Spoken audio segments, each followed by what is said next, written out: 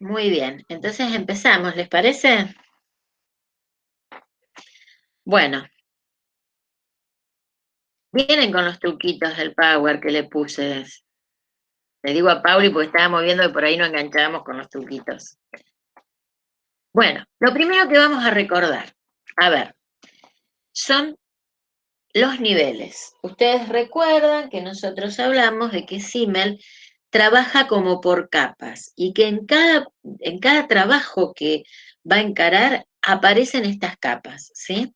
Con lo cual, el pensamiento es un pensamiento muy dinámico, porque va y viene sobre esas capas continuamente. Habíamos hablado de que trabaja sobre suposiciones microscópicas, con suposiciones microscópicas sobre la vida social. ¿Esto qué quiere decir? Detalles concretos de la vida cotidiana. Se afina mucho en eso para ver lo que ahora vamos a repasar, que son para él las formas de socialización o, como algunas otras traducciones dicen, sociabilidad. La otra capa o el otro nivel con el que va a trabajar es el análisis de los componentes sociológicos de las relaciones interpersonales. Y si vienen leyendo, ustedes ya algo esto habrán visto. Por ejemplo, las diversas relaciones según el número, ¿m?, que tenga cada grupo, y la distancia, y que marca justamente una relación con la distancia, permite analizar los componentes sociológicos de esas relaciones interpersonales. Particularmente, hoy vamos a trabajar mucho sobre este tercer nivel o tercera capa, que es el estudio sobre la estructura y los cambios del espíritu social y cultural de la época, porque vamos a ver justamente un trabajo en detalle que hace sobre cómo aparecen y cómo es la dinámica de vida en las grandes urbes europeas de fin de siglo XIX. Y la tercera capa nos va a hablar de la implicación de principios metafísicos sobre la vida, la visión del mundo, la visión de la vida. El mundo de vida, como dirían algunos autores también. Y esto es básicamente lo que ustedes habrán estado viendo, que, digamos, continuamente aparecen en lo que son sus trabajos en la tragedia de la cultura. Una cuestión que me interesa marcarles es que estas capas o niveles, en cada uno de los textos que nosotros vamos viendo, aparece una con más preponderancia, ¿sí? Pero las otras capas se pueden reconocer y están justamente entrelazadas. Y eso me parece que es lo que hace más rico el pensamiento de Simmel. No sé, Pauli, si querías decir algo vos. Sí, como ustedes van a ver en esta filmina, como dice Alberto y la profe, abajo a la derecha aparecen simbolitos, no son al azar, sino que marcan que vamos a volver, digamos, cuando vayamos avanzando en la presentación, donde se van a abordar estos dos textos de la tragedia y de las grandes urbes. La profe va a volver a esta diapositiva para marcar qué nivel se está trabajando de manera preponderante. Si bien van a aparecer otros, vamos a marcar cuál es el más importante en cada texto. Sí, les voy a contar un secreto. Como yo aprendí a hacer esto del PowerPoint hace unos años y me entusiasmé mucho, trabajo con los hipervínculos siempre, pero estos signitos tienen que ver con los hipervínculos que hacíamos, que íbamos y veníamos con las diapositivas, pero acá no lo podemos hacer. Les quiero contar porque digo, ya que hice el trabajo, que se note que hice el trabajo. No voy a poder ir y venir con hipervínculo porque no me lo permite las presentaciones de Google, pero Google está más atrasado que la profe, ¿no?, en pocas palabras. Bueno, ¿qué vimos el otro día? El otro día vimos justamente, eh, estuvimos viendo el texto de sociología, que por lo que decías, Lucas, es más accesible para ustedes. ¿Qué vimos fundamentalmente allí? Vimos el tema de cómo él separa desde la sociología, justamente, como una sociología que define como formal o geométrica, ustedes recordarán, cómo a partir de allí, ¿por qué formal o geométrica? Porque justamente el objeto de estudio va a decir que son las formas sociales, ¿sí? Las formas de socialización.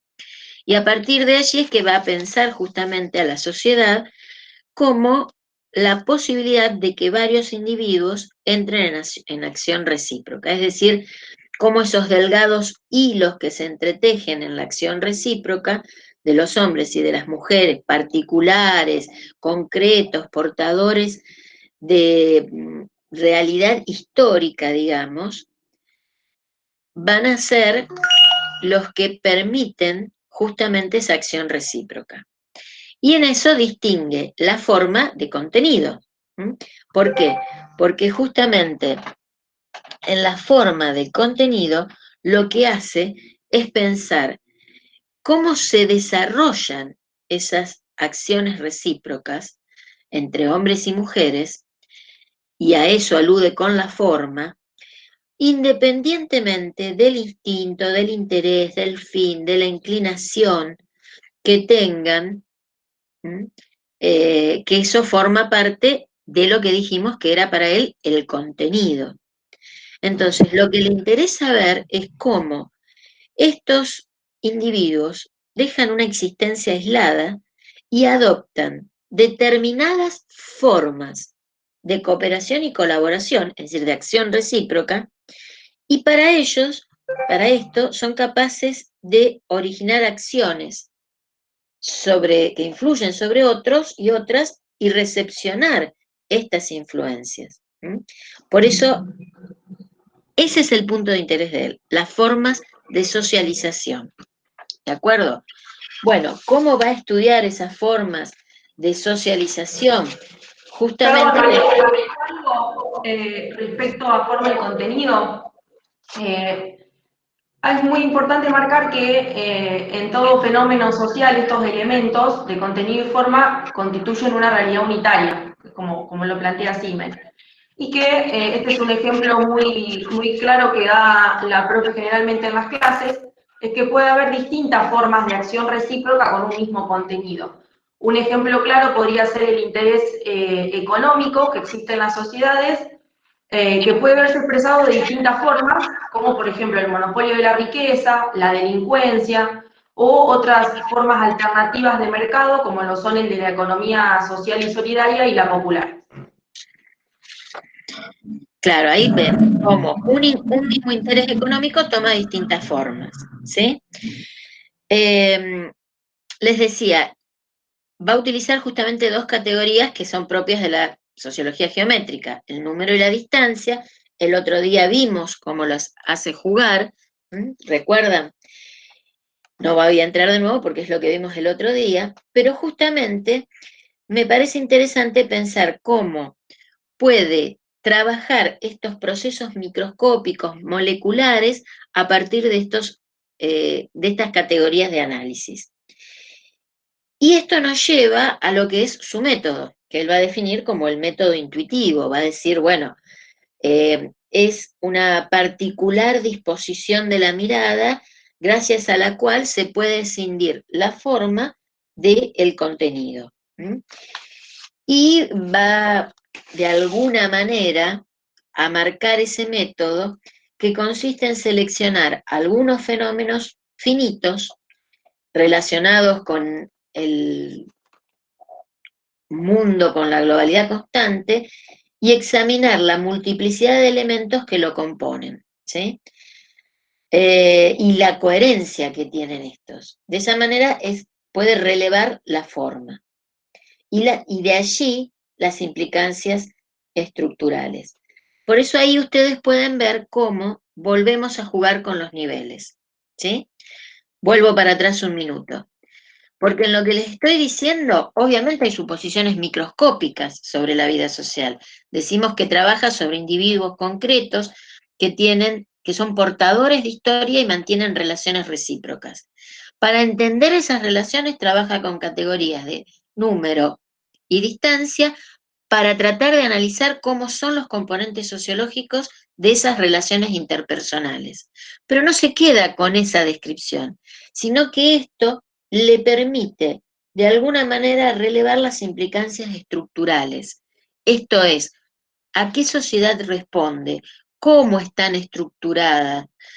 ¿Cómo, de alguna manera, representan el espíritu social y cultural de su época? Yo ya les dije que esta palabra espíritu, muy de la tradición del romanticismo alemán, aparece mucho en él, ¿verdad? Y justamente eso le va a llevar a preguntarse por esas, ruido que siento por ahí, por esas formas de implicación que tienen la vida misma en esas acciones recíprocas. Entonces, allí ustedes ven cómo juegan todos esos niveles.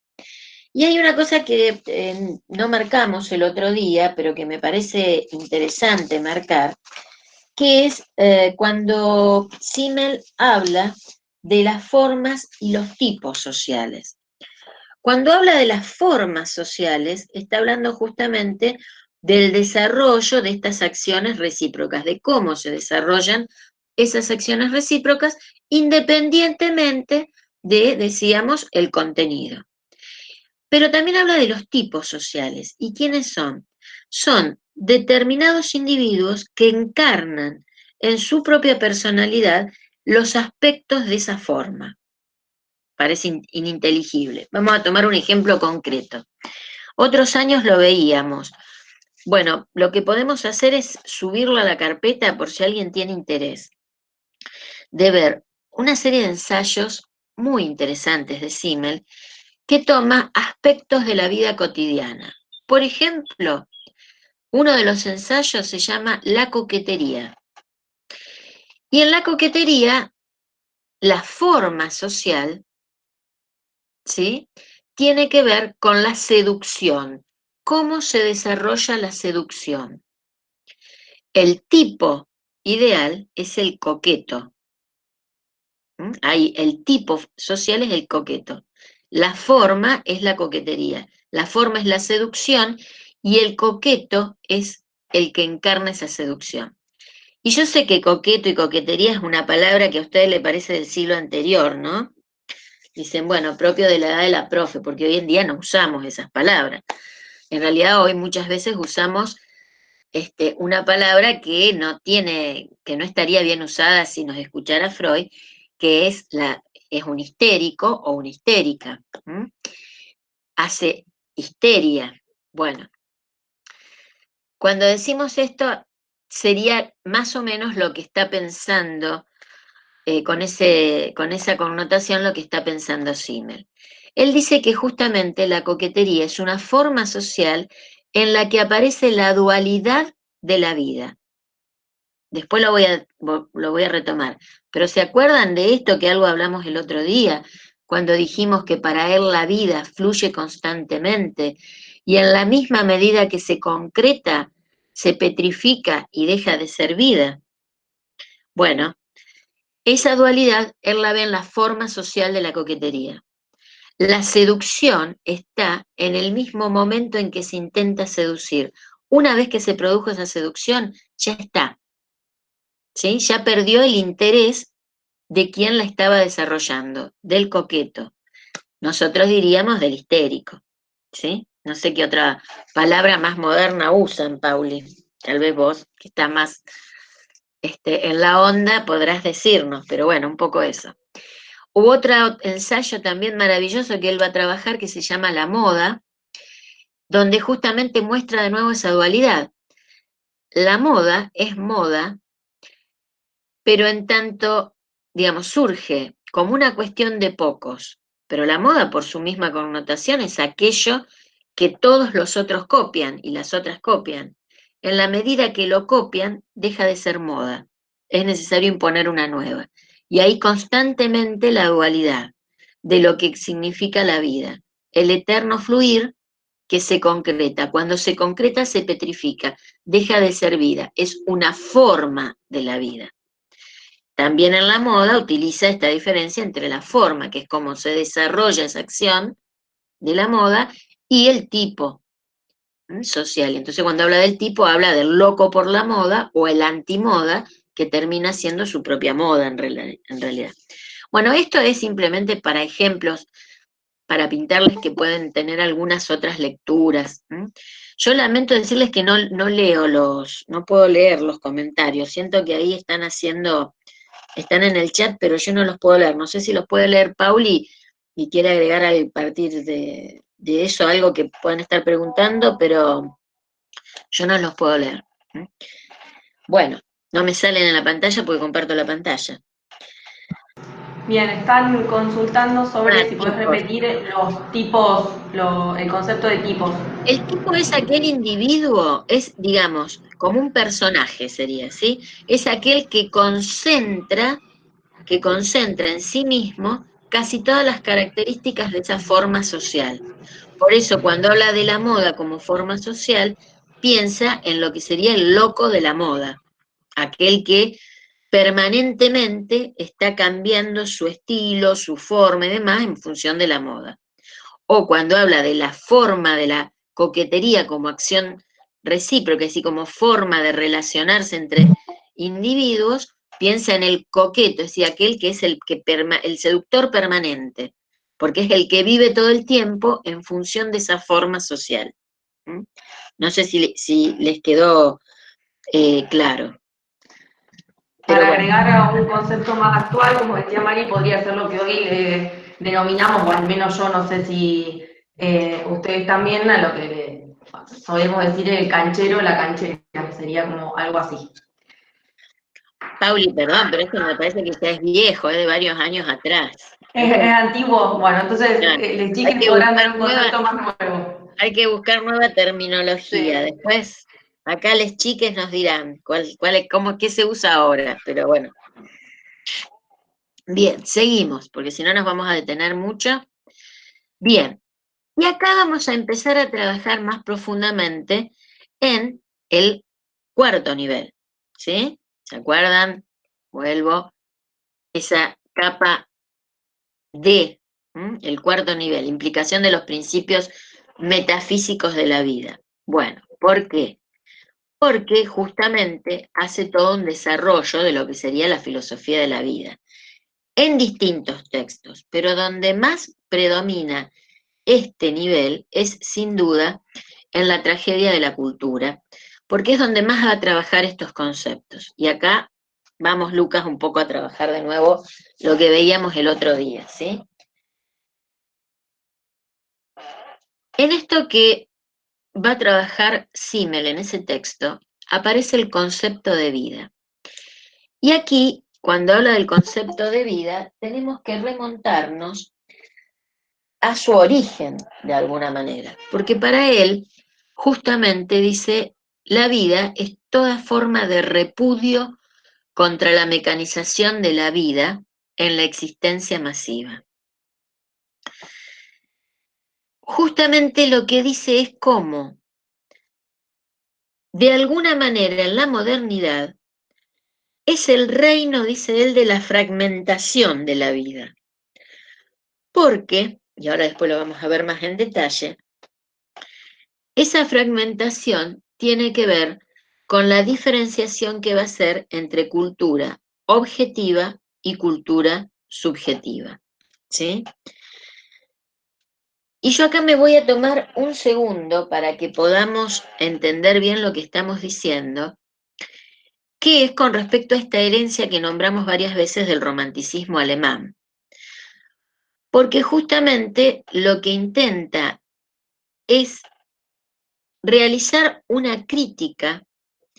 El romanticismo alemán en general, el planteo general de su crítica se va a orientar justamente a la relación de la ciencia y el capitalismo, es decir, de alguna forma de pensar la ciencia o la técnica, y acá apelo a sus conocimientos de Weber, desde únicamente una racionalidad instrumental. Y que justamente la modernidad se constituye sobre este único sentido de la ciencia y la técnica basados en la racionalidad instrumental. Por lo tanto, las formas de ser, de pensar y de hacer que le son propias a esa modernidad y que son propias de esa manera, digamos, de actuar en la modernidad, producen malestar y desarraigo. ¿Por qué malestar y desarraigo? Porque se oponen a la vida. De alguna forma, la ciencia, la técnica, el capitalismo son para la mirada del romanticismo alemán vida petrificada, no vida. Frente a la verdadera vida. ¿Cuál es la verdadera vida? La verdadera vida para el romanticismo alemán es la vida del espíritu, que es imposible de fijar en una forma. Justamente es un fluir perpetuo, un corriente devenir. Y por eso mismo, cuando se expresa, para poder expresarse, toma una forma. Esa forma siempre va a ser fija, estática, tiene propiedades estables, es decir, que es lo opuesto a la vida. Acá, de alguna manera, tenemos que pensar en relación a opuestos, ¿sí? O en paradojas, digamos. La vida es esto que no puede detenerse. Si se detiene, deja de ser vida, ¿sí? Si dejamos de respirar, si dejamos de pensar, si dejamos de movernos, quiere decir que estamos muertos, o sea que es lo opuesto a la vida. La vida implica justamente una imposibilidad de detenerse. Es un fluir constante. Ahora, ¿eso qué es vida? Que algunas teorías pueden, milenarias incluso, ¿no? Pueden llamarla energía vital. Eso solo lo vemos, lo notamos, se hace presente ante la mirada de los otros y las otras con una forma. Esa forma, por ejemplo, si soy un pintor o una pintora, podría decir que ese fluir constante de mi vida lo plasmo en un cuadro y expreso mi vida allí. Pero el cuadro no es la vida, el cuadro es una forma que es estática, que tiene propiedades estables porque mantiene su color, su forma, ¿sí? Yo expresé en esa forma la vida, pero esa forma no es la vida. Bueno, la crítica del romanticismo es en el sentido de que con las condiciones de producción, las condiciones de relaciones de la modernidad, que se sustenta sobre las formas económicas, sociales y políticas del capitalismo, esa vida cada vez queda más alejado en su esencia de aquello que la expresa. ¿Por qué? Porque aquello que la expresa es una forma que cada vez queda más lejos del sujeto o la sujeta que la expresó. ¿Y por qué queda cada vez más lejos? Porque lo que cada vez predomina más en ese tipo de sociedad no es el arte, no es la música, una composición musical, sino los productos en serie logrados a través de la división social del trabajo, donde a partir de esa división social del trabajo, el sujeto expresa su vida solo a partir incluso a veces en un solo gesto, sobre algo que expresó ese momento de su vida y que va a estar desdibujado, se va a borrar totalmente porque ese producto va a compilar los gestos de vida de todos los otros, va a borrar de alguna manera el rasgo humano en ese producto. Y a ver, la vida como tal expresa lo humano. Si algo caracteriza a lo humano, es que esa vida puede ser expresada en una forma. Pero si la forma en estas condiciones cada vez se aleja más del sujeto que la expresó, termina siendo ni siquiera un pálido reflejo de esa vida. Y eso... Mari, perdón, está consultando una de las alumnas, que bueno, creo que ya fue contestado, que la forma en la que se expresa, la forma sería lo que expresa, digamos, la más vida, que son estos objetos, que es correcto Sí, por lo que pero acaba de decir la profe. que no se apuren porque ahora lo vamos a ver con los Claro, términos, exacto, ¿sí? exacto, vamos a avanzar más adelante con eso. Yo quiero que me sigan en esta introducción y después vamos a ver los conceptos concretos, pero quiero que me sigan con esta introducción que les estoy haciendo. Lucero, la pregunta que estás haciendo, otra alumna también se va a contestar abajo. Ahora vamos a seguir con ese tema. Tengan paciencia ustedes. Bueno, vos, Pauli, fíjate, si son preguntas que después vamos a retomar, seguimos con la clase, después las retomamos las preguntas, ¿sí? Bueno, entonces, lo que decía es, a ver, en esa instancia, la vida, que es lo más humano, porque es, digamos, lo humano es que lo más humano es que esa vida puede ser expresada en una forma, plasmada en una forma. Cuanto más se aleja esa forma y la manera en que la puedo volcar en una forma a esa subjetividad del individuo, más mecánica aparece la vida. Y por eso él dice que ese punto de mecanización va aumentando en la medida en que la existencia se va haciendo cada vez más masiva. ¿Cuándo se va haciendo más masiva esa existencia? En la medida en que se construyen, se concentran los individuos en las grandes urbes.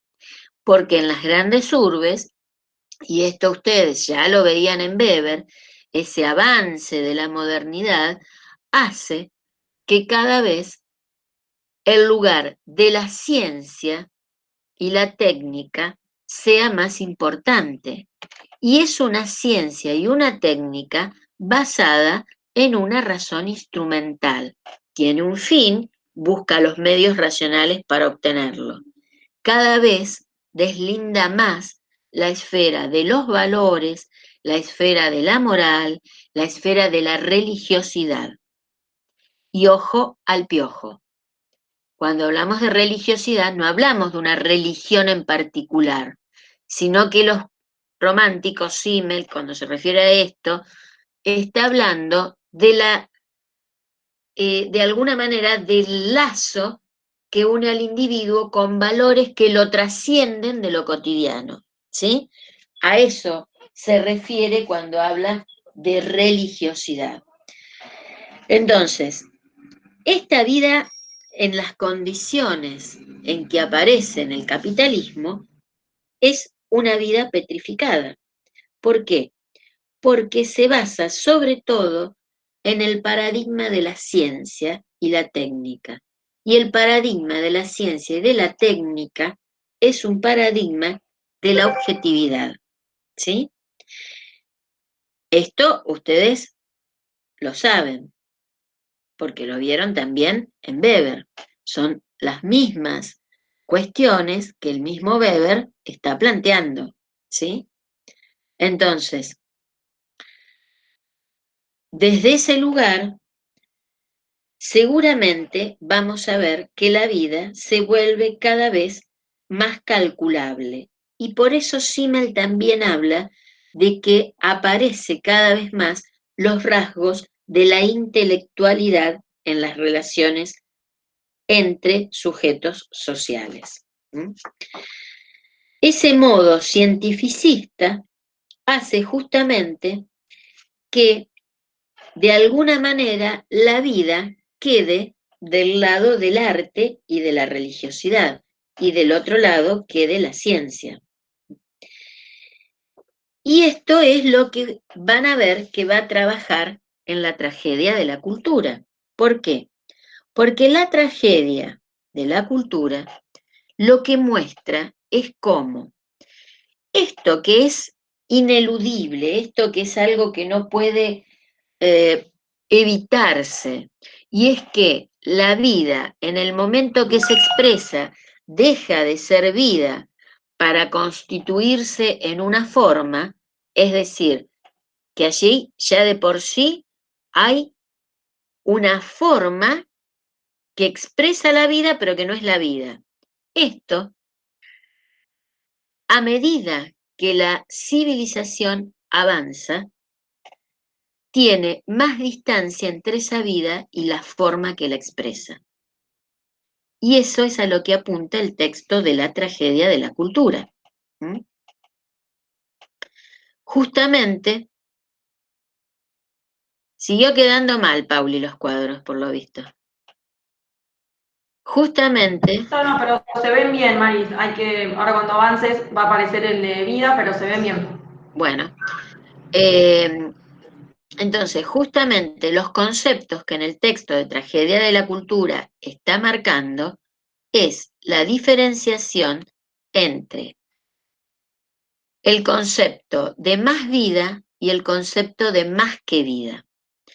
Cuando está hablando del concepto de más vida, a lo que está refiriendo es a las inquietudes y capacidades creativas que trascienden a las personas mismas. Es decir, más vida es esa capacidad del sujeto creador de poder apreciar la vida en las creaciones, en las formas de los otros, que los otros le han dado, y además él mismo plasmar su vida en una forma.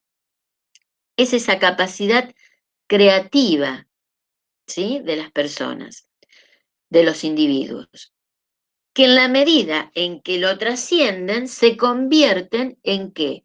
En más que vida, es decir, en una existencia objetiva de esa vida, ya sea en un producto, en una performance, en lo que fuera, que muestra la vida de los sujetos que la produjeron para tratar de trascender. El concepto de vida alude para él entonces, dice, en esa oposición irreconciliable. ¿Por qué irreconciliable? Porque en la medida en que el sujeto expresa su capacidad creativa, se objetiva, y no puede ser de otra manera, en un objeto que muestra su capacidad creativa. Es decir, que el sujeto, para mostrar que es sujeto y es creativo, necesita del objeto que creó para mostrarlo. Si no, el resto del mundo no sabe. Y cuando decimos objeto, lo decimos en sentido amplio. Por eso decía, o una performance, o un objeto creado. ¿Mm? Claro, acá se responde, Mari, lo que Perdón, estaban consultando. déjame, Sí. Pauli, perdón, déjame terminar la idea, así después ya. Entonces, de esto que es una oposición irreconciliable, dice él, esa vez es además una unidad necesaria. La vida como constante fluir se expresa, la vida la aportan los sujetos que tienen esas capacidades creativas y se expresa en los objetos que crean. Por eso habla de una oposición irreconciliable, pero a la vez de una unidad necesaria. Sí, perdón, Pauli, te escucho. Sí, lo que iba a decir es que justamente esto respondía a lo que estaban consultando recién, respecto a que, como bien decías, a través de estas capacidades creativas, de esta más vida, los sujetos se van a expresar como seres sociales y, como decías, van a poder expresar su capacidad de vivir hacia otros. Y que efectivamente estas creaciones u objetos que se generan a través de estas capacidades subjetivas son el signo de la más que vida, que es lo que preguntaban recién. Exactamente. ¿Querés agregar algo más, Pauli? Sigo. No, seguimos. Bueno, desde ese punto de vista, entonces, Simmel diría que el intelectualismo, que esto que les comentaba, que viene de su raíz del romanticismo alemán como crítica fundamental, lo que hace es reducir todo al mundo de la razón pura. Esto es, cuando hablábamos en Weber, de la razón instrumental, la acción racional con arreglo a fines, ¿se acuerdan? Eso es la razón instrumental. Bueno, que es justamente que ha sido siempre privilegiado por la ciencia natural. Y si ustedes recuerdan lo que vieron, por ejemplo, del positivismo el año pasado, tiene que ver con que en el momento que está escribiendo Simmel, justamente lo que predomina como modelo de ciencia es el positivismo, que toma para analizar esas relaciones recíprocas que le interesaban a Simmel, toma para analizarlas el modelo de las ciencias naturales. ¿Se acuerdan del positivismo, calculo, sí? Y allí entonces aparece una clara oposición entre vida y cultura, entre alma y forma. ¿Por qué? Porque la vida, desde ese punto de vista, desde el intelectualismo y desde la sociedad de masas, se aleja cada vez más en las grandes urbes de la cultura, porque esa cultura cada vez más se realiza también como forma o sostenida sobre una división del trabajo. Por lo tanto, el alma creativa cada vez se aleja más de la forma que crea esa alma creativa. Pauli, ¿querés comentar algo?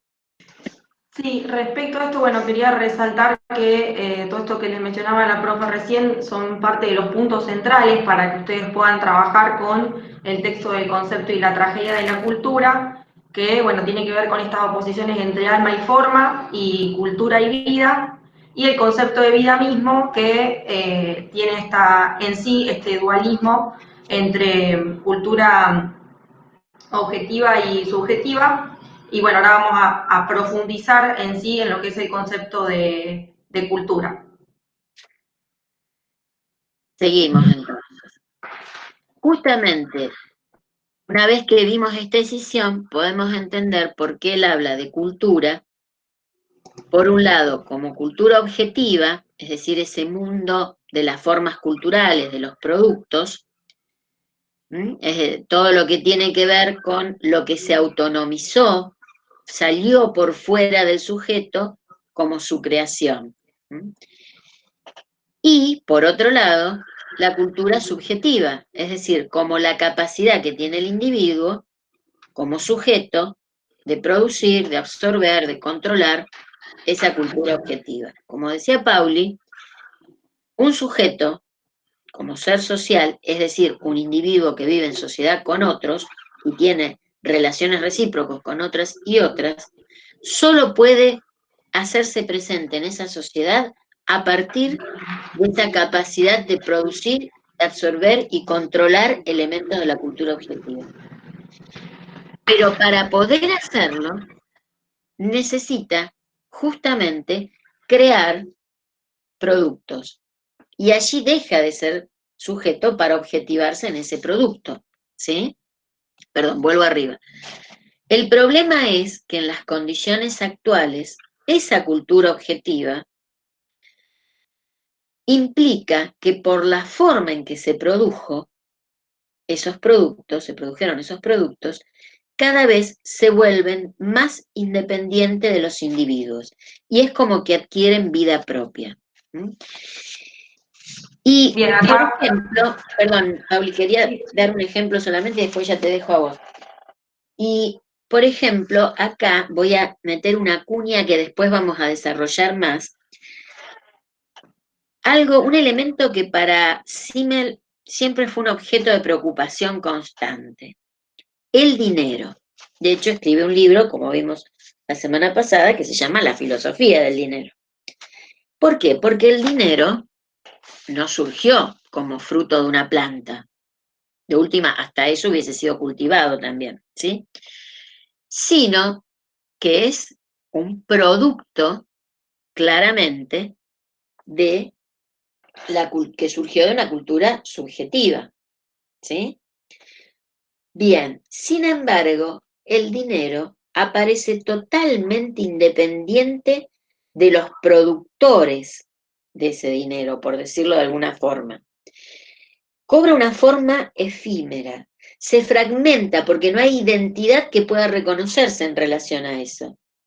Marca una objetivación total de las relaciones entre los hombres, porque justamente el dinero es el que le pone valor a todos los objetos de la cultura objetiva. En el mercado esos objetos están relacionados con un precio que se expresa en el dinero, ¿sí? Se expresa monetariamente. Y entonces se convierte desde ese punto en el principal mecanismo de alienación cultural. Y acá aparece sin duda una relación ineludible, que después vamos a retomar, que yo ya se las dije la semana pasada, que es con el texto de Marx, que ustedes seguramente vieron y que sería bueno que vayan a buscar el cuadernillo de teoría sociológica del año pasado, para releer de nuevo, el texto del fetichismo de la mercancía. Porque en ese texto está el kit con el que va a trabajar Simmel la tragedia de la cultura y las grandes urbes. Ese desprendimiento del productor con respecto a su producto, esa alienación, esas condiciones de alienación en que realiza el producto, esa separación del producto porque es de apropiación de otro, esa separación del momento de producción porque la división del trabajo hace que no pueda reconocer su vida, sus movimientos vitales en ese producto. Esa separación de su ser genérico, dice Marx, porque justamente ya no reconoce rasgo humano ese producto, parece independiente de quien lo creó. Y eso tiene su punto culmine en el texto del fetichismo de la mercancía. Lo que les decía recién responde al trabajo alienado de Marx. Pero eso tiene su punto culmine en el fetichismo de la mercancía, porque es allí donde justamente lo que aparece es cómo ese producto en un mercado parece cobrar valor por sí mismo. Y fíjense, acá retomo lo del dinero, cómo el producto, la mercancía dinero, parece como si tuviera valor por sí mismo, por sí mismo. El dinero que se puede expresar en un billete de 100 pesos o en un billete de 1000 pesos ahora, por ejemplo, en realidad es un papel, un triste papel, con una tintura que ni siquiera es bonita, y que expresa que puedo obtener productos que están relacionados con ese 1000 pesos, con esos 1000 pesos. En ningún momento me pregunto por qué asocio un papel con el valor de 1000 pesos para relacionarlo como equivalente de una serie de productos que supongo tienen ese valor por ser esos productos. En todo ese mecanismo del mercado desaparece la relación social, o en todo caso, aparece la relación social entre los productos, porque se han borrado a los productores. Bueno, acá, ese pensamiento de Marx, al que sí me lo había leído, sin duda, se muestra, se aparece, digamos, en esta formulación que él hace, tanto de la tragedia de la cultura como en lo que va a decir con respecto a las grandes urbes. Pauli, te dejo, perdón. Bien. Bueno, esta idea que les comentaba la profe del fetichismo de la mercancía de Marx está específicamente citado en la tragedia de la cultura y también tiene que ver con una cuestión que ustedes la tienen que entender en realidad como un dilema entre lo que es la cultura objetiva y la subjetiva.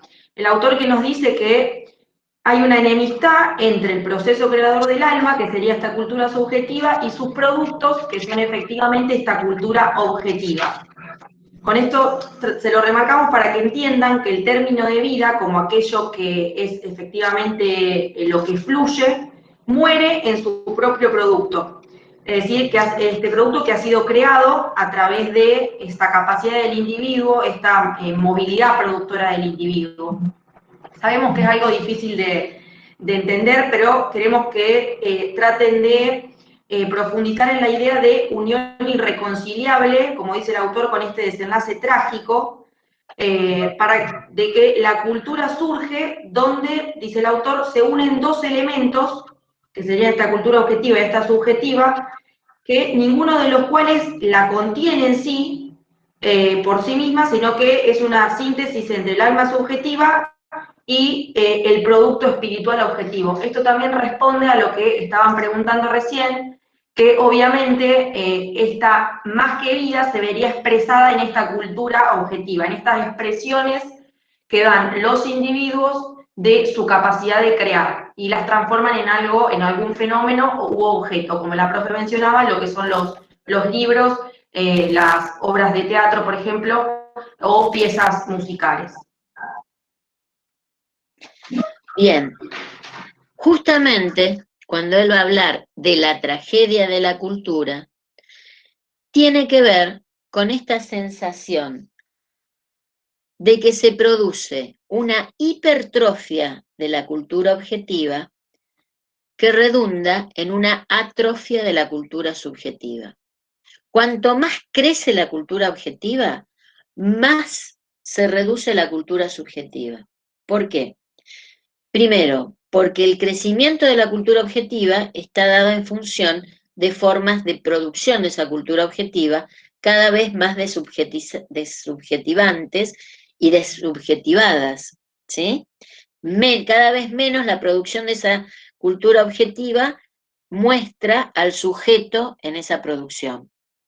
Pero a su vez, el sujeto cada vez es menos capaz de absorber todo lo que va siendo el acervo de la cultura objetiva. Esto lo hablábamos también la semana pasada, ¿recuerdan?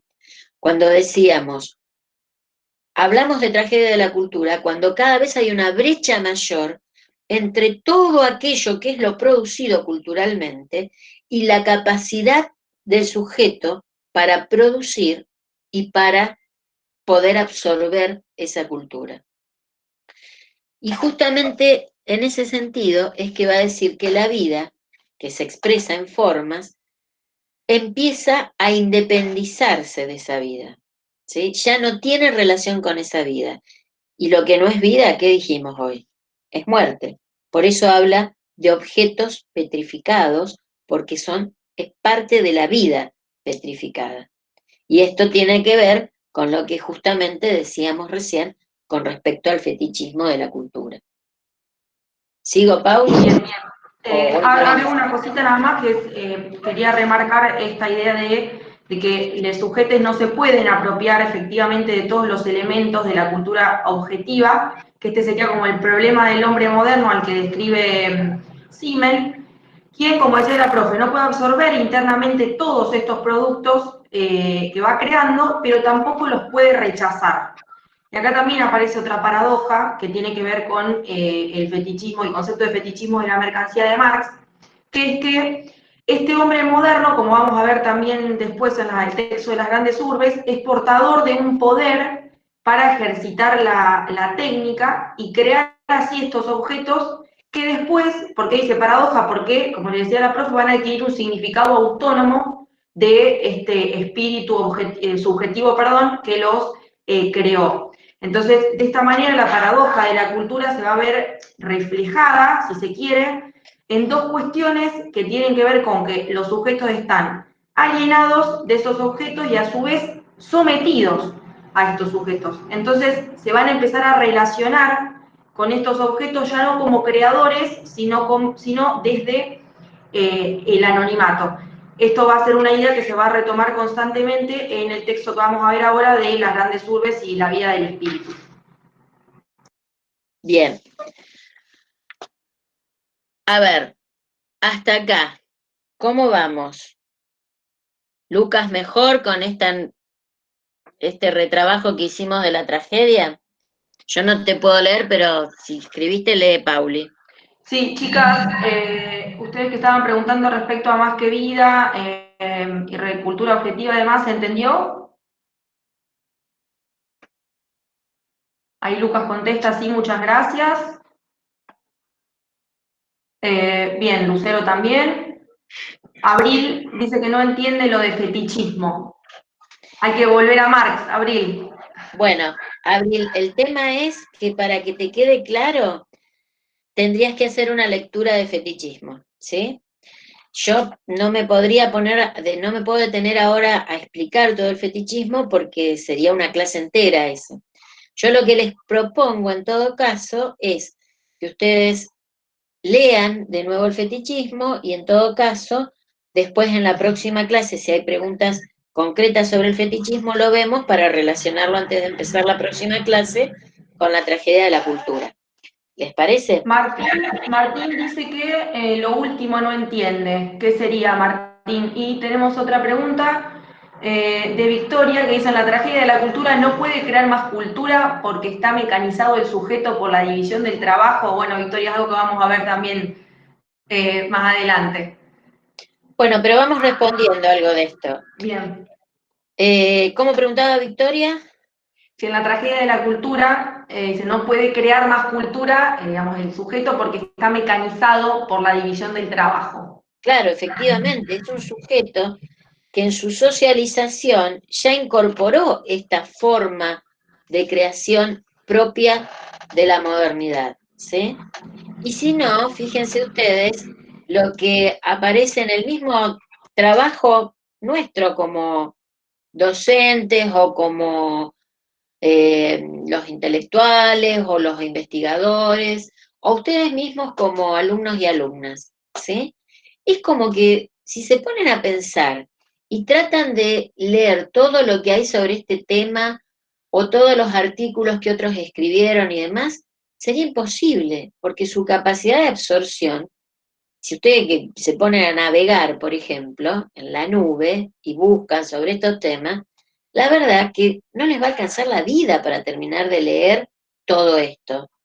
Entonces, esa producción los incapacita para poder ver lo que en realidad todos los otros sujetos, como parte de esta sociedad, han producido sobre ese objeto, ¿sí? Sobre este tema.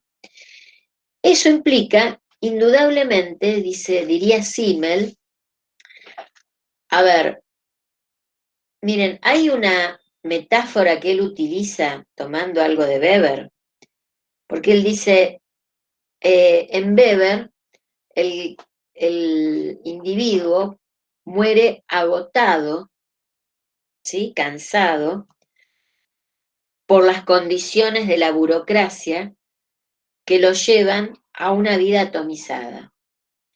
Para Simmel, el individuo muere no cansado, muere agobiado.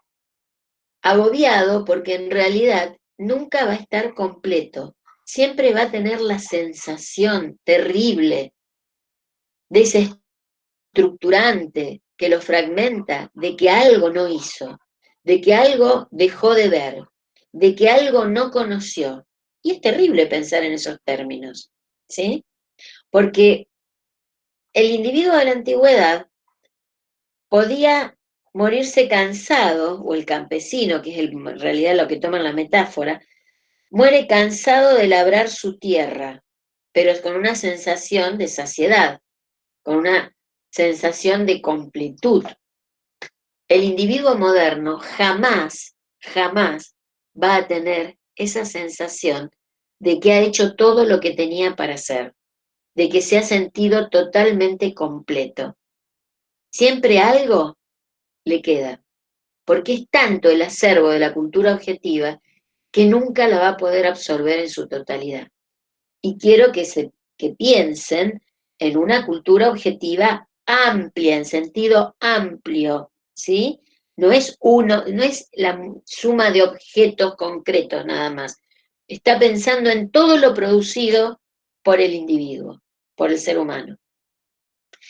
Esto lo vamos a retomar, no obstante, porque en este capítulo nosotros retomamos una teoría que ustedes no no vieron el año pasado, pero que es contemporánea a Parsons, que mientras Parsons pensaba en términos sistémicos, la forma de solucionar el problema motivacional del orden, esta teoría, que en realidad no surge en Estados Unidos, pero tiene los principales desarrollos en Estados Unidos, que nuclea a un conjunto de autores que son alemanes, que conformaron lo que se denominó el Instituto de Estudios Sociales de Frankfurt, es lo que se conoce como Escuela de Frankfurt.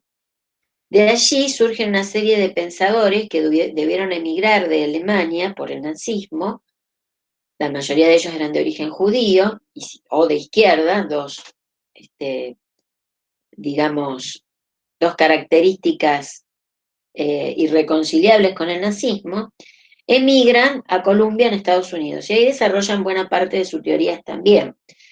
Autores de este tipo son, por ejemplo, Horkheimer, Adorno, Morin,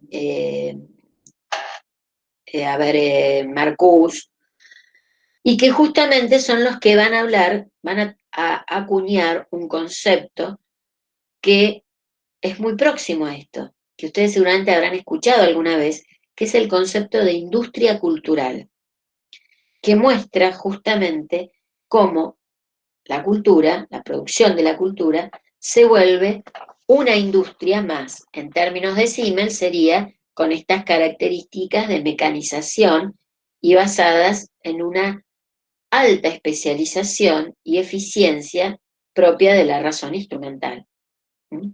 Bueno, creo que me fui demasiado con la pregunta.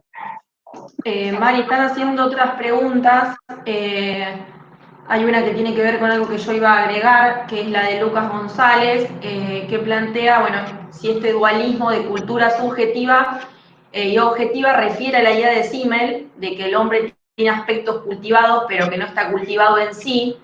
Esto es algo que yo le marcaba a la profe para agregar, que sí, tiene que ver esta también paradoja entre la cultura subjetiva y la objetiva, con la idea de la diferencia entre el sujeto cultivado, que es el que va a apuntar a un yo, dice el autor, global, es decir, a la preponderancia de las acciones de ese espíritu subjetivo, y en contraposición al sujeto oculto, es decir, el cual está orientado exclusivamente a acumular y no a integrar en ese yo global esos objetos culturales.